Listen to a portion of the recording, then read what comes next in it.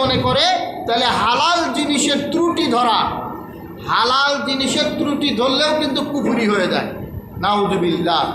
সেজন্য হালাল জিনিসের ত্রুটি কখনোই ধরা যাবে না, সেখান থেকে আমাদেরকে বেঁচে থাকতে হবে। এটাই হলো সফর মাসের শিক্ষা, যে যত কুফরি আছে, বেদাতি আছে, গুমরাহি রয়েছে, অশুভ রয়েছে, সেখান থেকে আমাদেরকে ফিরে এসে আমাদেরকে পবিত্রতা অর্জন করতে হবে। যেরকম আমরা কাপড় ধুয়ে ফেলি, একটা কাপড় ময়লা হলে সাবান দিয়ে বা ছোটা দিয়ে অন্য কোনো বস্তু দিয়ে আমরা যেটাকে পরিষ্কার পরিচ্ছন্নতা করি, একদম নেট ক্লিন করি, আমরা পরিষ্কার করি, সৌন্দর্য বাড়াই। তো সেরকম আমাদের ঈমানকে নবায়ন করতে হবে, ঈমানকে নবায়ন করতে হবে। ঈমানের মধ্যে যদি ত্রুটি থাকে, বিচ্যুতি থাকে, কুফরি শিরকে যদি আক্রান্ত করতে চায়, রোগ ব্যাধি যদি ধরে যায়, তখন সেটা চিকিৎসা করে পরিশুদ্ধতা অর্জন করতে হবে, চিকিৎসা করে আপনাকে সুস্থতা অর্জন করতে হবে। কারণ আলহাকুমুত তাকাসুর হাত্তা যুরতুমুল মাকাবির, এই দুনিয়াটাই এমন একটা চাকচিক্যর জায়গা, এমন সৌন্দর্যের জায়গা, মায়া মহব্বতের জায়গা, যে মায়া মহব্বতের কারণে একটা ঘটনা মনে পড়ে গেল, না বললেই নয়। এক সময় এই যে আমরা যে মানুষেরা, জিন এবং ইনসান, এরা দুনিয়ার চাকচিক্যে পড়ে কিছু ভুল ত্রুটি করে, ভুল হয়ে যায়, লোভে পড়ে কিছু ভুল করে। এই ভুল করার কারণে ফেরেশতারা, সেই সময় ফেরেশতারা একজন হারুত ও মারুত, হারুত এবং মারুত নামে দুই ফেরেশতা, এনারা আল্লাহ পাকের কাছে বললেন যে বারি ইলাহি রব্বুল আলামিন, এই মাখলুকাত কি দরকার ছিল, যারা দুনিয়াতে গিয়ে এরা এমন এলোমেলো কাজ করে, কুফরি মনে করে, শিরকি করে, বিদাতি করে, গুমরাহি করে, তাইলে আল্লাহ পাক, আমরা ফেরেশতারাই তো যথেষ্ট, আমরা ফেরেশতারা তো এক মুহূর্তের তরেও ইবাদত বন্দেগী ছাড়ি না। তা আল্লাহ পাক রব্বুল আলামিন পরীক্ষা স্বরূপ তাদেরকে শিক্ষা দেওয়ার জন্য, তাদের যে প্র্যাকটিক্যাল হাতে কলমে বুঝিয়ে দেওয়ার জন্য আল্লাহ পাক রব্বুল আলামিন এই হারুত এবং মারুত ফেরেশতাকে আল্লাহ পাক পাঠিয়ে দিলেন। এই জমিনে পাঠিয়ে দিয়ে মানুষের যেরকম মনুষ্যত্ব দিয়েছেন, বিবেক দিয়েছিলেন, বুদ্ধি দিয়েছিলেন, এই ফেরেশতা দুইটাকে তদ্রূপ দিয়েছিলেন। সুবহানাল্লাহ। তা জমিনের মধ্যে এসে তারাও জমিনের চাকচিক্য দেখে তারা ডাইভার্ট হয়ে যায়, তারাও একটু ত্রুটি করে বসে। এই ত্রুটির জন্য তারা আল্লাহ পাকের কাছে ক্ষমা চাইতে থাকেন। সুবহানাল্লাহ।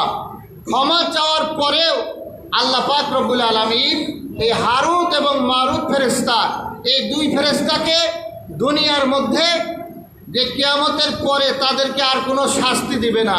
এই ভুল হওয়ার কারণে, তারা অশুভ মনে করার কারণে, তাদের যে দুনিয়ার চাকচিক্যের মধ্যে পড়ে তারা আল্লাহ পাকের হুকুম লঙ্ঘন করার কারণে তাদেরকে একটা শাস্তি দেওয়া হয়। বাবেল নামে একটা শহর রয়েছে, যেটা মানুষের কাছ থেকে অপরিচিত। সেই শহরের মধ্যে আল্লাহ পাক রব্বুল আলামিন দৈনিক দিন এই হারুত এবং মারুত ফেরেশতাদের পায়ের মধ্যে ছেকল লাগিয়ে আল্লাহ পাক আসমানের দিকে পাও দুইটা উঠিয়ে মাথা দেয় নিচের দিকে। এই শাস্তিটা কখন থেকে শুরু হয়, কখন শেষ হয়? দৈনিক দিন পৃথিবীর মধ্যে আসরের নামাজের শেষ, আসরের নামাজের ওয়াক্ত যখন শেষ হয়ে যায়, মাগরিবের ওয়াক্ত হওয়ার আগে, আসরের নামাজের ওয়াক্ত শেষ, মাগরিবের নামাজের ওয়াক্তর আগে যেই সময়টুকু থাকে, এই সময়টুকুর মধ্যে তাদের পায়ের মধ্যে শিকল লাগিয়ে আসমানের দিকে উপরে লটকিয়ে রাখা হয়, মাথা নিচের দিকে দিয়ে। এই শাস্তিটুক তারা পেতে থাকে, যে দুনিয়ার চাকচিক্যের মধ্যে তারা ডুবে যাওয়ার কারণে, দুনিয়ার চাকচিক্যের মধ্যে, দুনিয়ার মোহে তারা মোহগ্রস্ত হওয়ার কারণে তাদেরকে এই শাস্তিটুক দিয়ে জমিনের মধ্যে কিয়ামত পর্যন্ত তাদের এই শাস্তিটা বলবৎ থাকবে। তাদের দুনিয়াতে দুনিয়ার মোহগ্রস্ত হওয়ার কারণে তাদের এই শাস্তির ব্যবস্থা করা হয়েছে। তাহলে সেখান থেকে আমাদের শিক্ষণীয় কিছু বিষয় রয়েছে।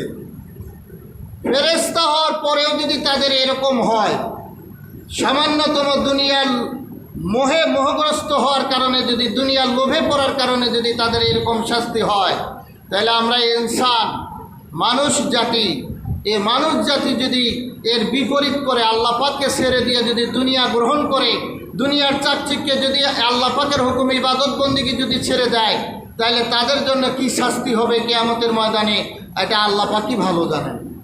তো সেজন্য আমাদেরকে ফিরে আসতে হবে, যেহেতু নজিরা রয়েছে, যাতে আমাদের আর যেহেতু প্রশ্ন ফাঁসও আছে, এর যে শাস্তি দেওয়া হচ্ছে এর থেকে কিন্তু বেশি দিবেন। আল্লাহ পাক বলেন ইন্না আযাবিলা শাদীদ, ইন্না বাদশা রব্বিকা লাশাদীদ, যে আল্লাহ পাকের ধরাটা কিন্তু খুব কঠিন ধরা, খুব শক্ত ধরা।